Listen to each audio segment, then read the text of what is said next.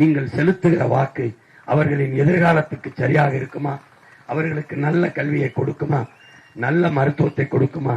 உங்கள் பெண் பிள்ளைகள் வீட்டை விட்டு வெளியே போனால் பத்திரமாக திரும்பி வருகிற பாதுகாப்பை கொடுக்குமா என்று யோசித்து பாருங்கள். எந்த கட்சியின் ஆட்சி வந்தால் இது நடக்கும் என்று நம்பிக்கை வருகிறதோ அந்த கட்சிக்கு நீங்கள் வாக்கை செலுத்துங்கள். எங்களுக்கு செலுத்துங்கள் என்று சொல்லவில்லை. எல்லோரும் பேசுவதை கேளுங்கள். யார் பேசுவது சரியாக இருக்கிறது என்பதை கொள்ளுங்கள், மற்றதை தள்ளுங்கள். எனவே என் அன்பு சொந்தங்களை, வாக்கு செலுத்துவதற்கு முன்பு ஆய்ந்தறிந்து ஐயா கருணாநிதி அவர்கள் ஆட்சியிலே 5 முறை 25 ஆண்டுகள் வாழ்ந்து விட்டீர்கள். அம்மையார் ஜெயலலிதா அவர்கள் ஆட்சியிலே 20 ஆண்டுகள் 4 முறை. ஐயா எடப்பாடி அவர்கள் ஆட்சியிலே 4.5 ஆண்டுகள் 1 முறை.